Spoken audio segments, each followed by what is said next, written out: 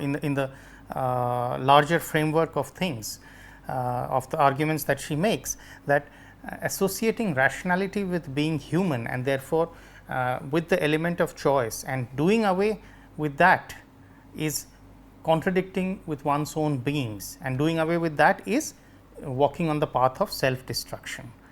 Now, this might seem, I gathered that this might seem a little difficult for you to connect if you have not read the text or you have not enjoyed the text, what I propose to do is, after this brief presentation, which is a part of module 2, I will go through a complete text reading of this particular chapter of her book, where you can see where we will read the text side by side and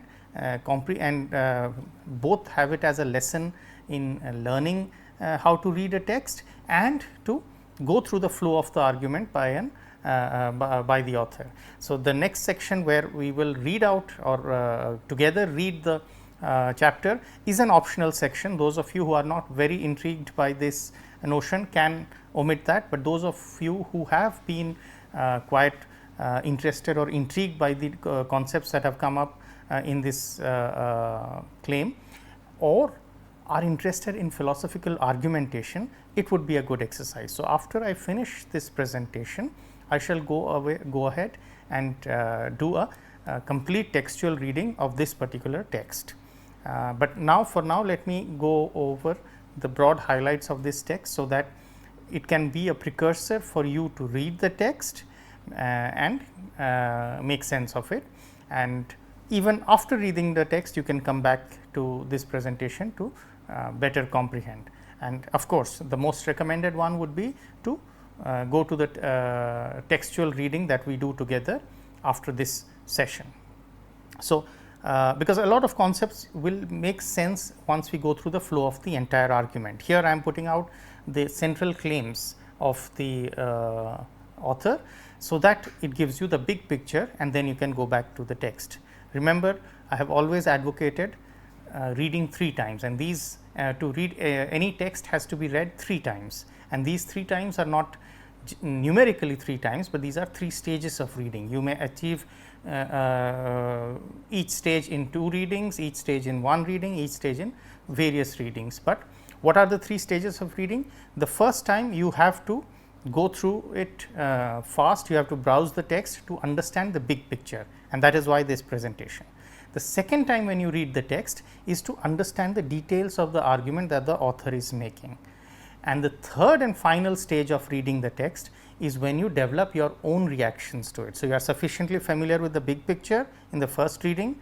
In the second reading, you are familiar with the details of the argument, and in the third reading, you can start getting the start developing your views, your reactions, your criticisms to a particular to the text, right. So, this is very much akin a lawyer preparing for an argument. A lawyer repeatedly reads the draft of the case to figure out the case, to know it at the back of their mind, and then to develop their own arguments from it, right. So, look at it in that spirit, and do not look at repeated reading as a waste of time. Rather, repeated reading is only where you achieve a familiarity and a grasp on a particular text that you can completely articulate, that will help you articulate yourself. So, even if you look at traditionally, philosophers are supposed to master not all texts, but a single text, or maybe in the Indian tradition the Prasthanatraya, 3 central texts that a philosopher has to master and comment on that. So, it is one stage of your learning when you have to move from reading a lot to reading deep. So, you would yourself figure out what stage you are in, and in what text you would like to engage at what level. So, ideally, to read deep, you should be reading it repeatedly. It has to stay in your psyche, in the back of your mind, and then you develop your own views to it. You reach a level of understanding which seems so different from what was in the first reading of the text. I hope this text, the Objectivist Ethics, or in the Objectivist Ethics called the Virtue of Selfishness, the first chapter that we are doing right now, is interesting enough and also terse enough for you to attain that level of depth on a text reading exercise. Okay. So, coming back to the general big picture that the author is talking about. So, the author says, author is trying to claim that, well, self destruction is as self contradictory, but what one's reaction could be that, well, and once you go through the details of the author's argument, because the author holds that to be focused, to be conscious, to make choices that support your life, that go through the purpose of life, is the purpose of human being. Human beings have the choice of doing it or not doing it, but in case they are not doing it, they are moving away from it, away from the very purpose of life, and they are becoming self contradictory. So, for the author, self destruction is self contradictory, but I just put it as an aside that, well, contrasting this with the freedom superseding survival, right. Let us take an example of and this is I am giving you a counterpoint to think as a reaction to Ayn Rand. We are not reading Ayn Rand as a follower, and no philosopher will read any text as a devout follower. Rather, we are reading the text as a open, aware intellectual. So, we are looking at places where we agree with the author, where the author enriches our understanding, where the author gives insights that are revealing to us, and as an equal to the author, we, the reader, also critique the author, also look at where there can be there are limitations of the text. So, by criticizing, the commonsensical or the colloquial meaning of the word criticism is often being critical of it or being always skeptical or negative about it, but in philosophy, when I say being critical or critique, means to set the limit of.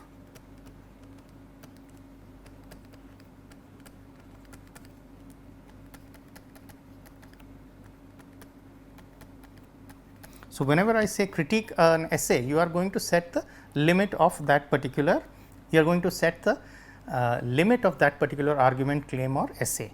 So, critique is not an unthought through criticism, which is generally colloquially understood, but criticism is to set the limit of the essay. So, here is an attempt that when we look at a freedom fighter who is fighting for freedom and is becoming a martyr, well, that freedom fighter is also laying down one's life, and therefore, will it be self contradictory in Ayn Rand's scheme of things?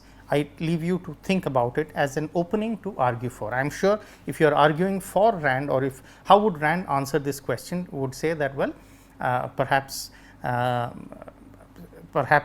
the freedom fighter is actually looking at the survival of the species and the flourishing of the species as the primary goal, and thereby does not contradict her claim. So, when you are thorough with a text, you are thorough with a philosophy, you can then answer questions that are not raised from the point of the view of the essay or the philosophy. So, here let us call it the objectivist ethics. Now, as an objectivist ethicist, you will be able to answer questions which are beyond what is raised in the text.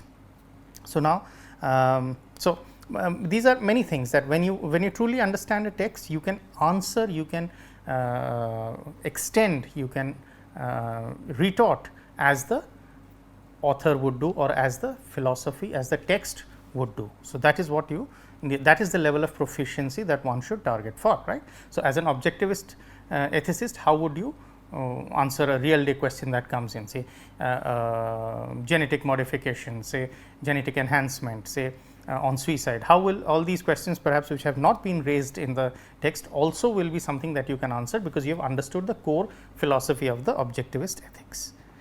So, now coming to well, for Ayn Rand or for the author, and these are synonymous when I say for the author, for Ayn Rand, or for the objectivist ethicist, I mean the same thing, and I will generally refer as author because that is the easiest, simply because it is the easiest name to take. It is phonetically easier for me to say refer to the author than the objectivist ethicist, which is a kind of tongue twister, and I might end up mispronouncing it, or Ayn Rand itself, who's again, so the author is going to be the term to be synonymously understood with each of these three. So, the author is now saying that life as the standard of value. Value cannot be spoken independent of life, or ultimate values stand on their own and no relation between ultimate values, ends and facts of reality. Now, examine. When I say examine, now I have put it this as a fourth of a question. I assume, and this question will make sense if you have read the text earlier. So, for the author, life is the standard of value, and we cannot talk of value independent of life. Remember the indestructible robot example that we talked about, or the indestructible human example that we talked about, that we are if we are indestructible, can we have this notion of value?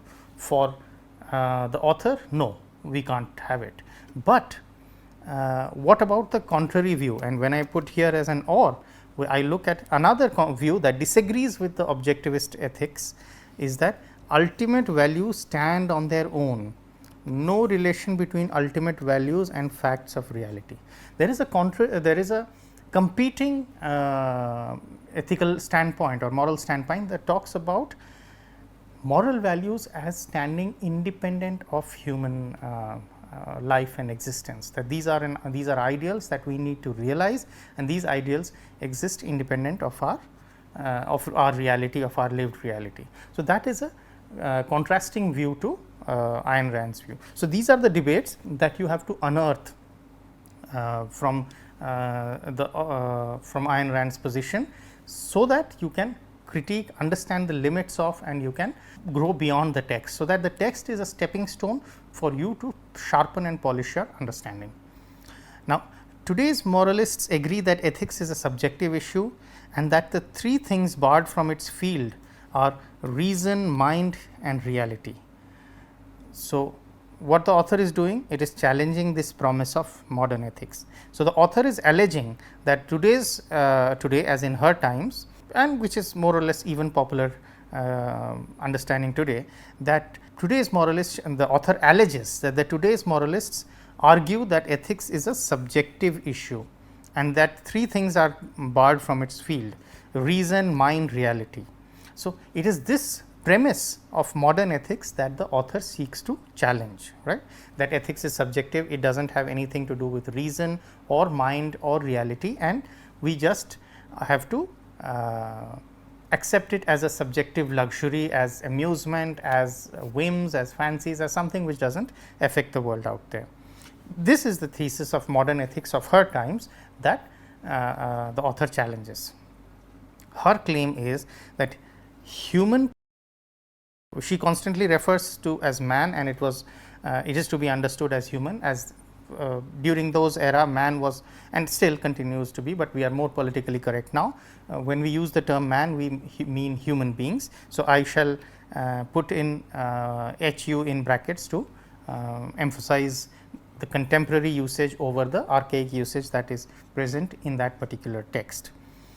Human consciousness as volitional, perception, reason, concept formation, thinking. So, that means human consciousness, or her claim is, and once we go through the detailed textual reading, we will see how she moves step by step. Now, these claims may appear to be discrete, and they appear discrete only because we are trying to get the big picture what the author is talking about. Once we go through the detailed textual reading together, we will know the flow of the argument, that how she comes around this. So, her claim is that human consciousness is volitional, perception, reason, concept formation, thinking. All of these are chosen, these are choices that we make, and for her a crucial claim that she makes is that an unfocused mind is not conscious, that when we are unfocused, we are not conscious, and we all have the ability of focusing, but whether we deploy it or not will determine whether we are being true to our purpose or not. Now, for human beings, the basic means of survival is reason. Wherever I put things within the quote, it means it is a direct extract from this text, right. So, for man, the basic means of survival is reason. So, she gives an example that, well, plants have their way of survival, they absorb nutrients from their environment. Animals have certain more complicated ways of their survival, they have life cycles, they remember and they act upon the environment to create their conditions suitable for their own welfare, for their own survival. But for human beings, the instrument that they have is reason, because from reason is how we have built the world around us. We will understand it in greater detail when we go through the flow of the argument. Responsibility. On responsibility, she says that nature gives him, meaning human beings, no automatic guarantee of the efficacy of his mental effort. And here again the question that I add here is, subsidy or assistance belittle human freedom or responsibility. So, what the author is saying that, well, nature gives us the choice or we have the choice to employ our focus or not employ our focus, to focus, to determine the values that we follow, but there is no guarantee of the efficacy of our mental effort. That means, just because of the fact that we have put in mental effort, we will get our results. That is something not guaranteed by nature. So, typically that is an example I think I will talk about in the text also when we do the textual reading, but say anybody when you raise children, when parents raise children, they children sometimes make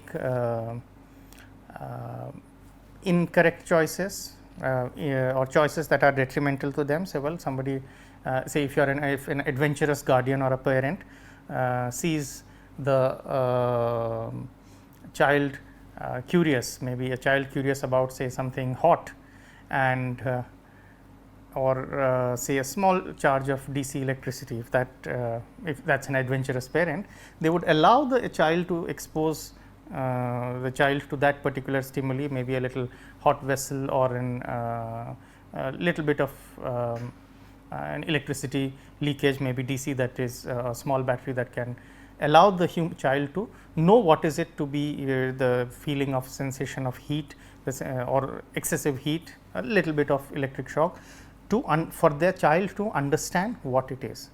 So, now a parent or a guardian very often allows the child to take these decisions and suffer the consequences of those decisions, especially if the consequences are not fatal or not lethal. They are unpleasant, but they are manageable. The reason for doing this is so that the child learns from the consequences and will not repeat it the next time. Whereas, the notion of when we talk about subsidy and assistance, and this as analogically from paternal governments, is when we give assist or when we buffer or when we protect the child from the consequence of his or her acts which are unwise, then we are not allowing the child to learn from the consequences of their acts. So, here for the author, responsibility is supreme. Human beings have the choice and nature gives them the choice, but nature does not guarantee the efficacy of their mental effort. So, if they have made a wrong choice, they will suffer the consequences of it. So, comparing this with the notion of subsidy and assistance, and this can also be generalized at a very governmental scale, that the way governments are paternalistic about citizens and they give subsidy or assistance or make rules to does that belittle human freedom or responsibility? What would Ayn Rand's position be? If you have understood the objectivist ethics, you would clearly understand that the author would argue for as little subsidy and assistance as possible, because subsidy and assistance buffer this buffer the consequences of incorrect decisions and therefore break the feedback loop where one would have learnt from an incorrect decision made. So, exercising freedom and taking responsibility for choices, this is the human predicament. no instinct or template for decision making. This is what frequently philosophers have called the burden of freedom. So, what the author talks about is that plants and animals have a default mechanism set in them, and they need to follow that for their own survival. They can sniff out their food, they can identify food, they have certain behavior in affluent food surplus times, they have certain behavior in food deficit times. But human beings do not have this template. And this template is both gives them freedom, but it also is a burden, because this freedom can be abused. This freedom can land us in trouble, because there is no fixed template about how do we go about things. And Sartre and existential philosophers have often talked of it as the burden of freedom. Freedom to be conscious or unconscious, that is the freedom that we have according to the author. So, to be conscious or unconscious, the penalty of being unconscious, of unthinkingly following the default mode, is destruction. So, the moment the choice that we have is to between being conscious and being unconscious. Unconscious does not mean being fainted, but unconscious means that not being focused, not being aware of the task at hand, of looking at templates, paradigms. And remember, the critique of social morality that she talks about is that we see that okay, thou shall not lie, and I shall not lie because my parents have told me so, my parents did not lie, my religion tells me so, the whole world tells me so, I do it, but I do not have a reason. I am not making this as a conscious choice. The only conscious choice I am making is to follow the default that has come to me. What the author is talking about is that the penalty of such unconsciousness is destruction. That means, each decision, each value that we follow needs to be thought through. And this is where the science of ethics, and notice the word she uses, science of ethics, science as systematic study, not art, not intuition. The science of ethics is required to arrive at the values that survival requires. Ethics is not for the afterworld, but this is for the living. So, this is a very clear claim that the author is making, that it is a science, ethics is a science, and we need to arrive the set of values that requires for our that requires our survival. But this is not the same as survival ethics, because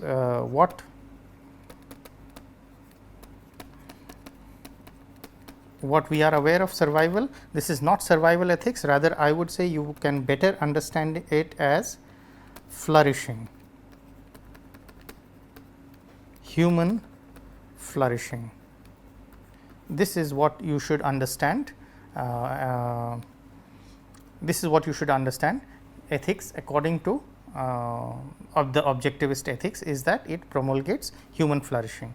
Ethics is very much a code for this world, it is not for the afterworld. So, she is not looking at metaphysical backstories that are beyond this world, that well one, and typically she is hitting religion, that we are supposed to be altruist and charitable, so that we have we reach in heaven, we are posted to heaven rather than hell.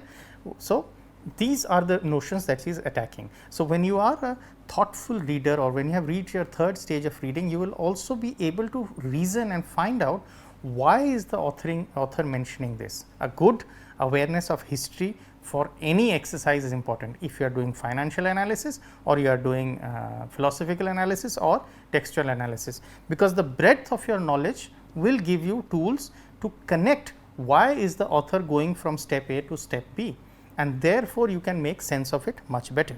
So, she talks about the science of ethics. For her, ethics is in the page numbers mentioned here are page numbers which are directly from the text. Ethics is an objective metaphysical necessity or man's survival, not by the grace of supernatural.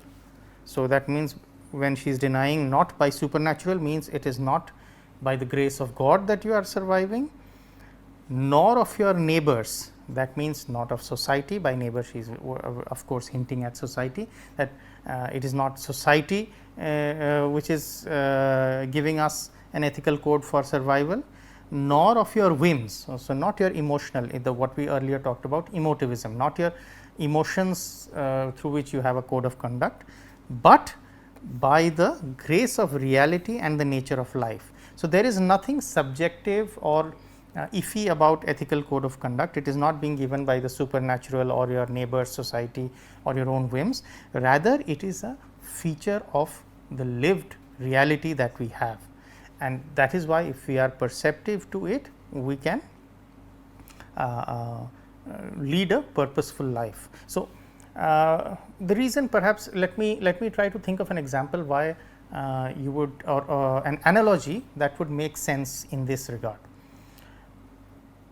If one is a say the prevalence of junk food today. Now, all of us know that junk food is harmful to our health, right, but junk food is also tasty, and we are aware that junk food causes many diseases.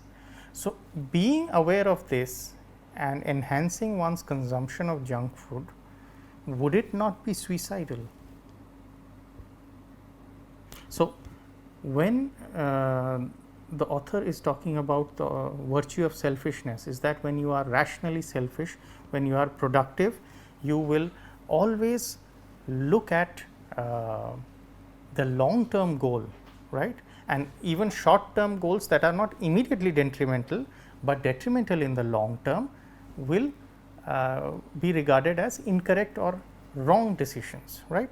So, this is where it is being corrected by the nature of life, what grace of reality and nature of life that they talk about. These are two things that very often do not affect in the moment, sometimes they do, but very often they do not affect in the moment, and they affect in the long term.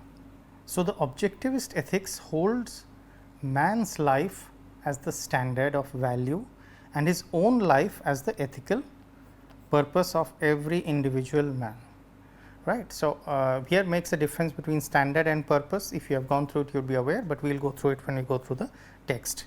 Value is something, and this is the nomenclature. So, to build an argument, one has to build the nomenclature or the conceptual structure to make the claim, and these are things that one would come across when one looks at the argument in detail. Value is that which one acts to gain and or keep. Virtue is that by which one gains or keeps it. So, here is making the difference between value and virtue. Value is something which one wants to gain, which one acts to gain, and virtue is the act by which one gains or keeps it. So, values are the three values that she has talked about of the objective ethics are reason, purpose and self esteem. And how does one attain that? Reason by rationality, purpose by productiveness and self esteem by pride. Now, we will go through the detail when we talk about in the text, but I want you to connect it in the big picture. So, look at productivity. Productivity is something that is appreciated. Productivity is something that is greatly valued. Productivity is what gives you purpose. Now, no matter what profession or what area you are in, probably you have expectations of productivity. You yourself want to be productive. Look at how Ayn Rand has put out worded out this philosophy of capitalism, philosophy of the objectivist ethics, and it is not just a monetary system that they are talking about. The monetary system of capitalism is an expression in the financial domain or the economic domain of the broader philosophy of the objectivist ethics, where productivity is to be celebrated. So, to be productive is to have a purpose. So, to have pride, to have in achieving a self esteem. Now, if you look at the modern day successful capitalist character, they would look at productivity as something which gives them purpose. Their sense of pride and self esteem coming from the productivity that they engage in, right. So, if you and this is fleshed out reality. If you look at a person, say a typical capitalist person would not be very happy or should not be very happy to take subsidy or assistance, because there is a certain amount of pride in one's own doing, pride in one's own creativity and not taking subsidy or assistance, right. And this is where reason or rationality becomes the champion for the this free individual. In fact, it may not be as accurate to call this the ideal capitalist person, but in the objectivist ethics, the rational person or the free person. So, productivity becomes a very crucial part. Productiveness sustains life, sets man free of the necessity to adjust to the background or environment, freedom from suffering, freedom to create solutions. So, productivity is a very crucial character, that if one is producing something, producing a solution from others. Now, is it any coincidence that is it just a coincidence that all the inventions that have taken, or most of the inventions that have taken place in the world have come from capitalist societies? Science has developed there. So, in a simplistic fashion, Ayn Rand has anticipated this change, that where productivity is celebrated, where rationality, innovation is celebrated, requires a is the ideal world order, right. So, productivity sets man free from the necessity to adjust to the background or to the environment, freedom from suffering, freedom to create solutions. This is, you can also think of it as taking a jibe at a religious claim that all that we suffer are because of our own bad karma, maybe in a previous life. So, that rationalizes, right. There are two ways of leading life or looking at the world. One, if in case of a change, if the environment changes, one is to adapt yourself to tolerate it, the other is to change your immediate environment. Let us say a typical example, if the globe is warming up or you are in a hot climate, you can either slow down your heartbeat, maybe the yogic way, to feel less hot. Alternatively, you can invent the electricity, air conditioner, fans to take to buffer out the heat and humidity of the region. You can accept disease as natural, or you can find out ways of treatment and vaccinations and prevention for taking care of disease. So, productive work is the central purpose of a rational man's life, the central value that integrates and determines the hierarchy of all his other values. Reason is the source, the precondition of his productive work, pride is the result. So, productive work is the central purpose of rational man's life. So, what it does? It integrates and determines the hierarchy of all his other values.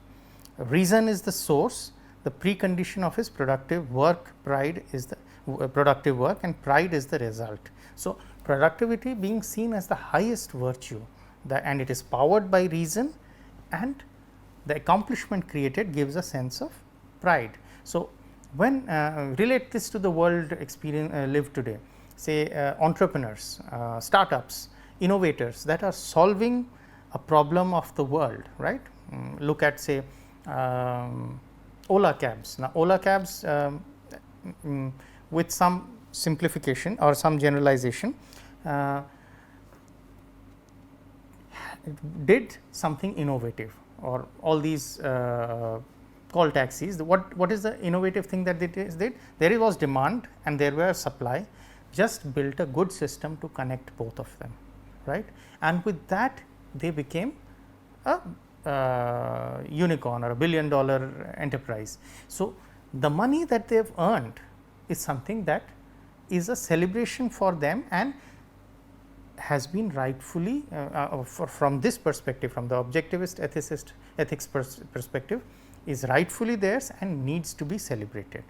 Whereas, there can be other viewpoints which say that, well, capitalists are cornering away enough of the wealth or too much of the wealth of the world. 1% of the country owns 80% of the country's assets. So, these are contrary views. Now, she is a hardcore champion of capitalism, saying that Well, those who have been powered by reason, who have been productive, they say the Ola chaps had the vision, had the courage to implement it, take a chance, and then they succeeded. And the result of their success, the pride of building an building a successful company, and the wealth they generated both for themselves and their shareholders. So, this is the principle of the modern day world also, which Ayn Rand anticipated almost 6 to 7 decades back, almost a century back, if you say she was born in the 1920s, I think. So, since man has no automatic knowledge, he can have no automatic values, and since he has no innate ideas, he can have no innate value judgments. So, yes, to the subjectivists who say that, well, there is nothing innate, that ethics is nothing ingrained, that is where the author would agree with the subjectivists. But where she would disagree is by saying that, yes, we do not have any automatic knowledge, yes, we do not have any innate knowledge, but we can think through our values, and that values is very concrete and real out there. They are not whims, fancies, or traditions that we come across. So, now this further goes for with her to reconceptualize what is happiness. Happiness is that state of consciousness which proceeds from the achievement of one's values. So, happiness is not a hormonal stage, happiness is not something feel good factor, right. Happiness is that state of consciousness, you might understand it as fulfillment, which proceeds from the achievement of one's values. So, when you have a philosophical worldview, you almost redefine crucial concepts that we hold. So, for her, happiness is not a physical experience, happiness is the state of consciousness which proceeds from the achievement of one's values. To hold one's life as one's ultimate value and one's own happiness as one's highest purpose are two aspects of the same achievement. Existentially, the activity of pursuing rational goals is the activity of maintaining one's life. Psychologically, its result, reward and concomitant, is an emotional state of happiness. So, this is a direct quote from what she talks about. To hold one life as one's ultimate value and one's own happiness as one's highest purpose are two aspects of the same achievement. Where is it critiquing the altruist? Because altruist would call this downright selfish. How can you hold your own happiness as one's highest purpose? But here she disagrees and spins out her philosophy, saying that, well, one's own happiness is one's own highest purpose, but this happiness is not by snatching or at the cost of the other, but it is by producing something which has been latent, which has been generated, and so that sense of achievement that flows from it is what is happiness. Existentially, the activity of pursuing rational goals is the activity of maintaining one's life. So, the moment we are pursuing rational goals, right. So, the rational goals of maintaining our health, that is maintaining one's life. What are irrational goals? Is not taking care of one's health. Isn't it then suicidal in that case? Only it does not happen at an instant, but it happens over a period of time. At three different levels, she explains this. So, one is the level of psychology, one is existentially, and to hold one's life as one's ultimate value and one's own happiness as one's highest purpose are two aspects of the same achievement. This is explained existentially and psychologically. Existentially, it is the activity of pursuing rational goals, is the activity of maintaining one's life. So, to pursue rational goals is to maintain one's life.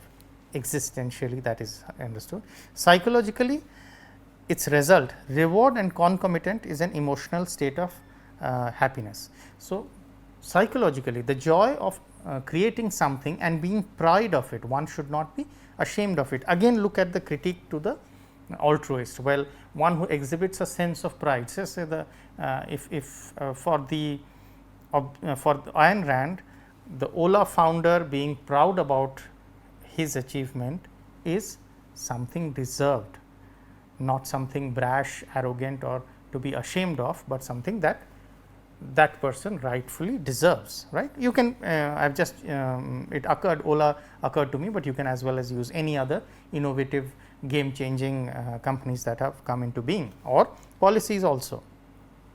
Happiness is not primary or irreducible. So, that means, because a common tenet has been that happiness is something which is primary and irreducible. Here she disagrees with it. Human life is the primary standard and happiness is consequence of it. Emotions are not tools of cognition. Here is again a retort to the emotivist who would say that just because something feels good does not make it right.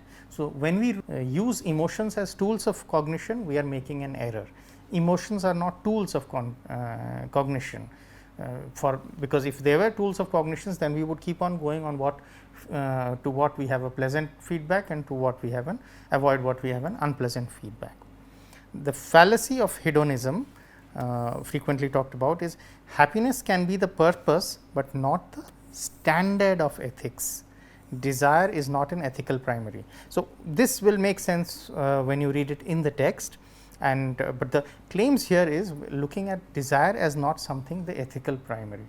Desire can be created, because certain philosophies or certain ways of thinking will always hold that desire as something primary. How best can we achieve it, or how can we control it, or how can we modify it, or how can we let it exert it. So, that looking at desire as the primary, but here is where she says that desire is not an ethical primary, right. When she talks about moral cannibalism of all hedonist and altruist doctrines lie in the premise that the happiness of one man necessitates the injury of another. So, for the moral cannibalist, and she uses the term moral cannibalism as a hard term or a hard critique, that moral and hedonists and altruists are moral cannibalists. Why are they cannibalists? Because the premise of these hedonists and altruists are that the happiness of one man necessitates the injury of another. How is it for the hedonist? The hedonist is looking, well, pleasure. Now, that pleasure gives somebody else suffering, it does not matter, because I am looking at my pleasure. For altruist, the suffering is one's own suffering. So, to sacrifice one's own well-being for the good of another. So, in that sense, she puts the hedonist and the altruist in the same bracket, that both of them have the premise that the happiness of one man necessitates the injury of another. Here, the happiness of the agent for the hedonist, the happiness of the hedonist necessitates the injury to another person, and for the happiness of the altruist, it necessitates the injury to the altruist himself or herself.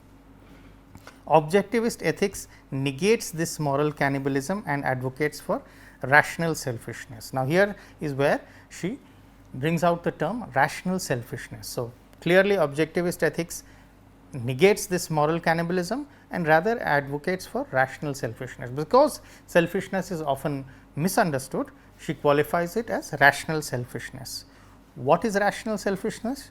She puts it out, and I quote, "Rational interests of men do not clash, that there is no conflict of interest among men who do not desire the unearned, who do not make sacrifices nor accept them, who deal with one another as traders giving value for value." This is quite a crux claim that the author makes, that well, the rational interests of men do not clash. So, rational selfishness means not battling with each other's interests. There is no conflict of interest possible, because they do not desire what they have not earned. They do not make sacrifices for others, nor do they expect others to make sacrifices for them. What they believe in is trade.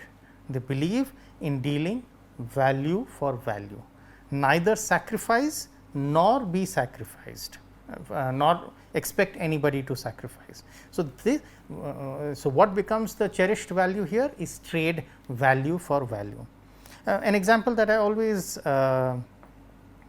give in my class about this example is, let us say some of you have or when you have joined a new institution, a college or a school, you are alone, you are the only person, you are new to the class and the class is new to you, people are all new to each other. We are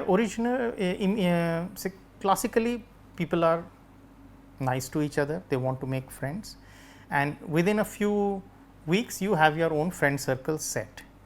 The notion of friendship cannot be and should not be grounded on sacrifice. Suppose somebody is a bore, but they like your company, you cannot stick along for long with them, or you cannot be their friend because they are boring, right? They keep on repeating, suppose they keep on talking about themselves.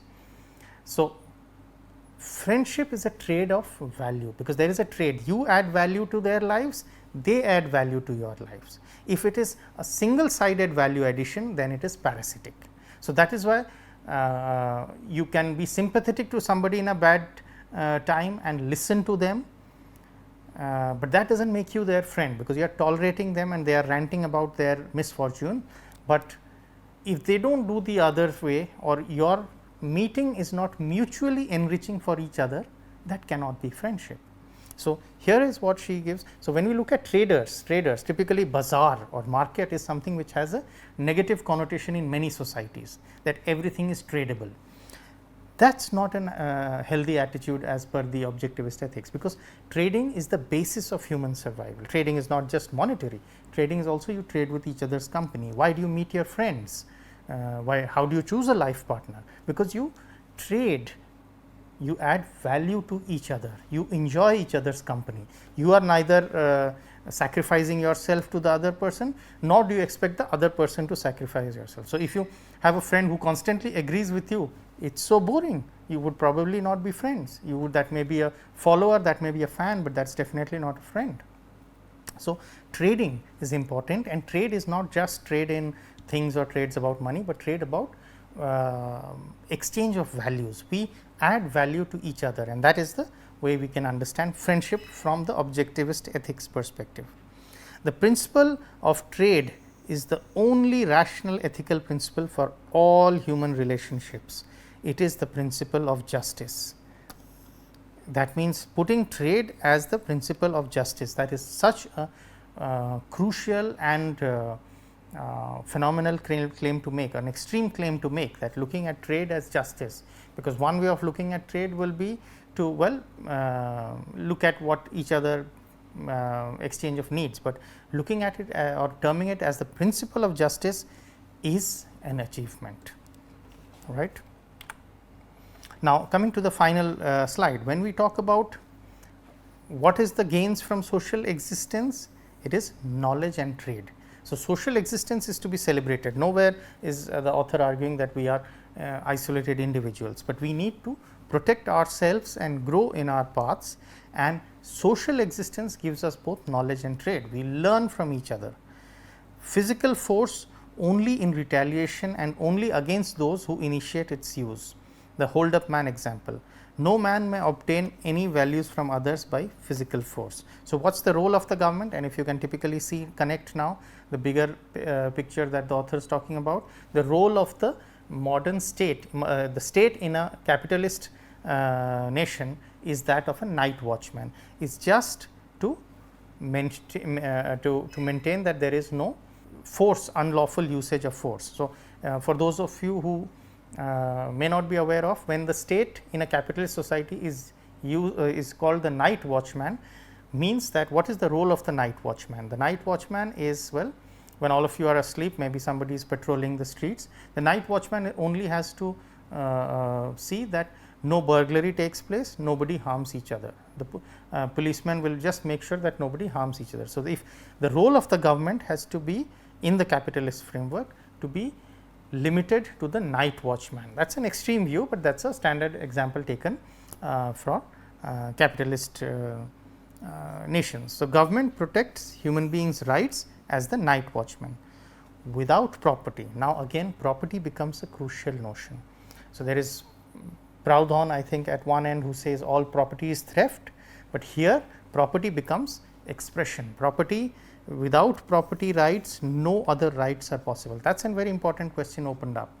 Will as we often see that a mango tree in a public space rarely has the chance for its mangoes to ripen. Someone or the other will end up plucking it, right. Now, that is perhaps examples that many of us who have had some rural exposure or semi rural exposure can relate to. So, but a mango orchard that is private will have its mangoes, will allow place for it to flourish. So, property rights become essential, and this is where she lays out the foundations of capitalism as the world order. And in crux, it is not a monetary system or a financial system only, it is a way of living, a way of celebrating life, unashamed of life and celebrating life. For life, not fear, is the source of all morality. Very crucial claim that we end with, that for the objectivist ethicist, life is not something to be ashamed of, that we are not in a fallen state. It is not that we should be ashamed of it and we should be continuously giving away ourselves like the altruists would say. Rather, we should be unashamed of life and celebrate life, not at the cost of others, but by generating, by producing. And the source of our morality is life, not fear of social reprimand, not fear of not able to live up to expectations of parents, societies or civilization, not the fear of being posted to hell, but because life itself becomes the cornerstone to as the source of all morality. So, with this we come to the end of module 2. We will have one session of textual reading of this entire paper. If you would like to, that is not essentially required, but if you want a deeper understanding, you are welcome to go through the video on the textual reading. But for the purpose of the second module, this comes out to be the end of the second module. Thank you.